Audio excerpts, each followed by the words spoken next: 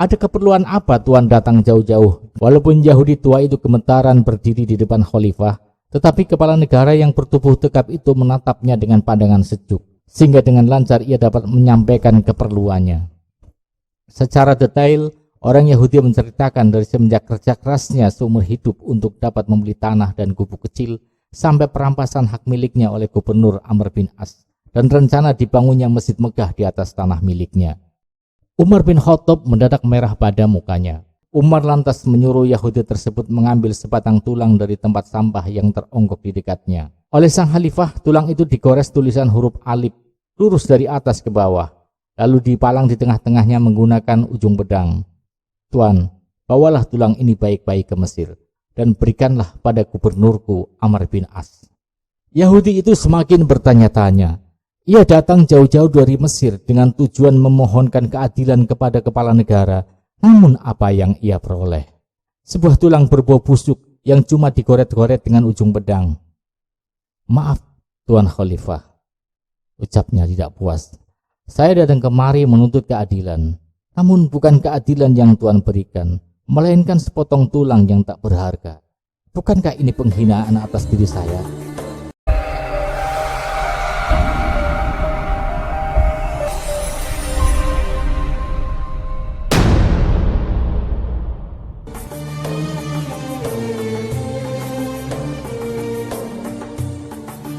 Assalamualaikum warahmatullahi wabarakatuh.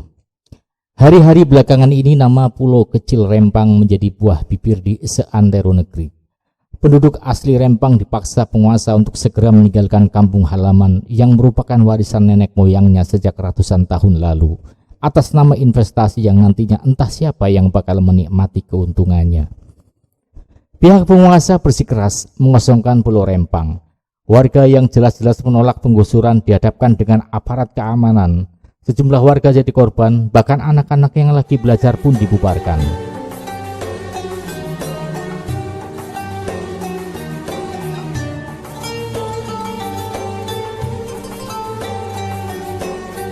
Berbagai aksi ambil paksa tanah oleh pihak yang mengatasnamakan negara memang selalu menyisakan luka yang mendalam. Sebab yang diambil bukan hanya perkara segunduk tanah, melainkan lebih dalam dari hal itu, yakni akar sosial, budaya, memori, dan bahkan ruang kehidupan warga tergusur. Dan tentu tidak ada seorang manusia pun yang rela dipisahkan dari akar kehidupannya.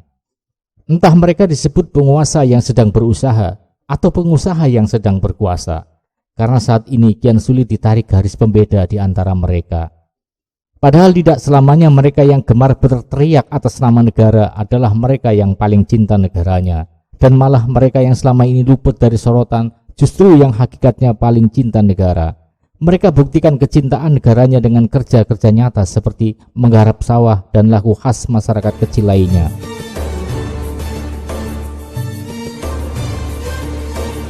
Ingat bahwa Nelson Mandela, seorang revolusioner anti-apartheid yang mantan Presiden Afrika Selatan, pernah berkata, penjahat itu tak pernah membangun negara, mereka hanya memperkaya diri sambil merusak negara.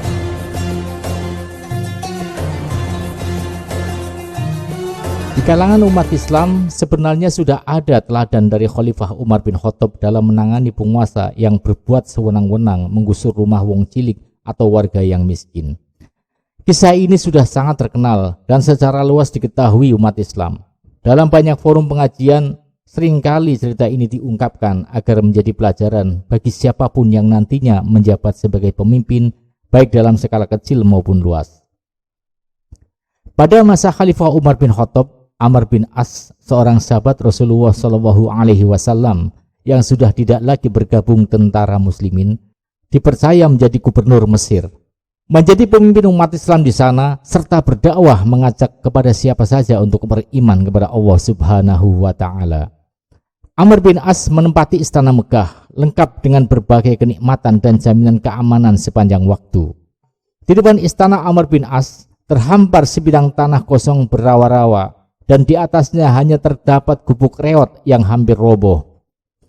Selaku gubernur, ia menginginkan agar di atas tanah tersebut didirikan sebuah masjid yang indah dan mewah agar seimbang dengan istananya. Apalagi Amr bin As tahu bahwa tanah dan gubuk itu ternyata milik seorang Yahudi. Maka Yahudi tua pemilik tanah itu dipanggil ke istana untuk merundingkan rencana gubernur Amr bin As.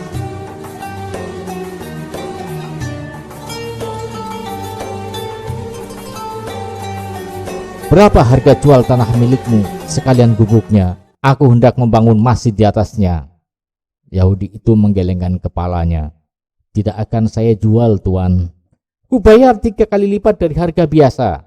Tanya gubernur menawarkan keuntungan yang besar. Tetap tidak akan saya jual, jawab si Yahudi. Akan ku bayar 5 kali lipat dibanding harga yang umum, desak gubernur. Yahudi itu mempertegas jawabannya, tidak. Mendapat penolakan dari kakek beragama Yahudi itu, Amr bin As menggunakan tirani kekuasaannya dengan mengeluarkan surat resmi untuk membongkar gubuk reotnya dan akan segera dibangun masjid besar di atas tanahnya dengan alasan kepentingan bersama dan memperindah pemandangan mata. Orang Yahudi yang tengah leyeh-leyeh di gubuknya kaget begitu melihat dari kejauhan sejumlah tentara kerajaan berjalan menuju ke arahnya. Atas perintah gubernur, kami ingin membongkar paksa gubuk kamu untuk dijadikan masjid, kata salah satu prajurit dengan nada tinggi. Yahudi pemilik tanah dan gubuk tidak bisa berbuat apa-apa. Ia cuma mampu menangis dalam hati, tak mampu melawan. Pak tua Yahudi tersebut berpikir, jika Amr bin As hanyalah seorang gubernur, di atas gubernur masih ada kekuasaan yang lebih tinggi lagi. Maka ia pun segera bergegas ke Madinah untuk mengadukan perbuatan gubernur tersebut kepada atasannya, yaitu Khalifah Umar bin Khattab. Di tengah perjalanan, si Yahudi sempat ragu. Dia merasa pesimis. Seorang pemimpin besar kaum muslim, apakah akan sudi menemui lelaki miskin, lusuh, dan berbaju buruk seperti dirinya? Tak terbayang, jika gubernurnya saja sebegitu arogannya, bagaimana dengan sang khalifah yang seorang pemimpin tertinggi? Ah, tanggung, sudah setengah jalan. Gumam orang Yahudi meneguhkan hatinya untuk tetap melanjutkan perjalanan.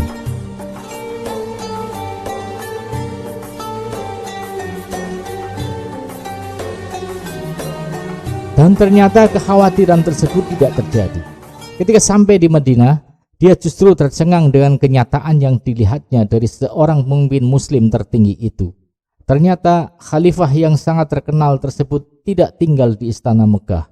Malah Umar bin Khattab, sang khalifah, menemuinya hanya di halaman Masjid Nabawi, di bawah sebatang pohon korma yang rindang. Ada keperluan apa Tuan datang jauh-jauh kemari dari Mesir? Tanya Khalifah Umar.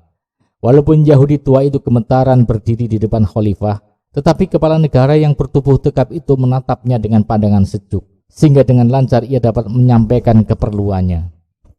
Secara detail, orang Yahudi menceritakan dari semenjak kerja kerasnya seumur hidup untuk dapat membeli tanah dan gubuk kecil sampai perampasan hak miliknya oleh gubernur Amr bin As dan rencana dibangunnya masjid megah di atas tanah miliknya. Umar bin Khattab mendadak merah pada mukanya. Dengan murka ia berkata, perbuatan Amr bin As sudah keterlaluan. Sesudah agak reda emosinya, Umar lantas menyuruh Yahudi tersebut mengambil sebatang tulang dari tempat sampah yang teronggok di dekatnya.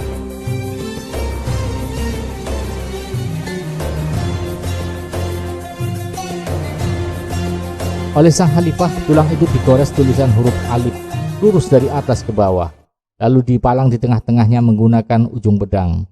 Kemudian tulang itu diserahkan kepada si kakek seraya berpesan, Tuan, bawalah tulang ini baik-baik ke Mesir dan berikanlah pada gubernurku Amr bin As. Yahudi itu semakin bertanya-tanya.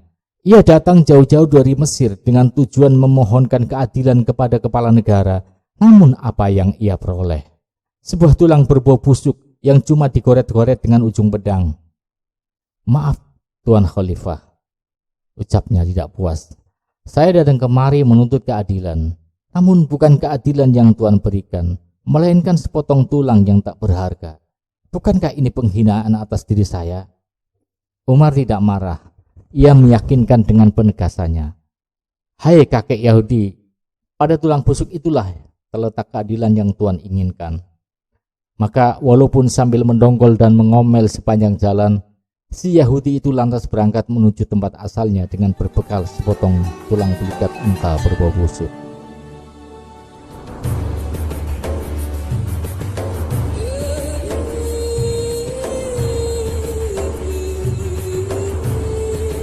Anehnya, begitu tulang yang tak bernilai tersebut diterima, mendadak tubuh Amr bin As menggigil dan wajahnya menyiratkan ketakutan yang amat sangat. Seketika itu pula ia memerintahkan segenap anak buahnya untuk menghentikan pembangunan masjid.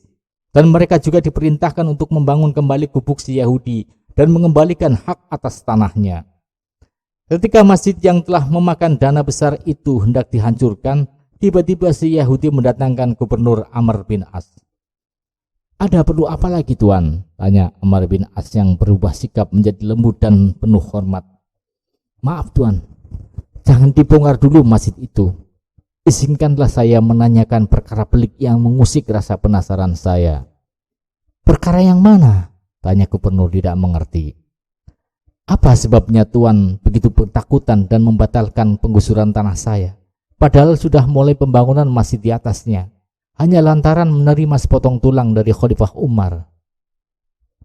Gubernur Amr bin As berkata pelan, "Wahai kakek Yahudi, tulang yang dititipkan Khalifah untuk saya mempunyai arti peringatan keras yang amat tajam untuk saya." "Maksudnya?" tanya si kakek makin keheranan. "Tulang itu berisi ancaman Khalifah. Amr bin As, ingatlah kamu, siapapun engkau sekarang, betapapun tingginya pangkat dan kekuasaanmu, satu saat nanti kamu pasti akan berubah menjadi tulang yang busuk. Karena itu bertindak adillah kamu seperti huruf alif yang lurus, adil di atas dan di bawah. Sebab jika engkau tidak bertindak lurus, kupalang di tengah-tengahmu, kutebas batang lehermu." Betapa takjubnya si Yahudi tersebut dengan keadilan yang dijamin dalam sebuah negara yang segala kebijakannya berlandaskan ajaran mulia Rasulullah Shallallahu Alaihi Wasallam. Yahudi itu tertunduk haru. Ia kagum atas sikap khalifah yang tegas dan sikap gubernur yang patuh dengan atasannya hanya dengan menerima sepotong tulang. Benda yang rendah itu berubah menjadi putusan hukum yang keramat dan ditaati di tangan para penguasa yang beriman. Maka Yahudi itu kemudian menyerahkan tanah dan gubuknya sebagai wakaf. Setelah kejadian itu, ia langsung menyatakan masuk Islam. Allahu a'lam bishawab. Demikian yang saya sampaikan. Kurang lebihnya mohon maaf. Wabillahi taufiq wal hidayah. Wassalamualaikum warahmatullahi wabarakatuh.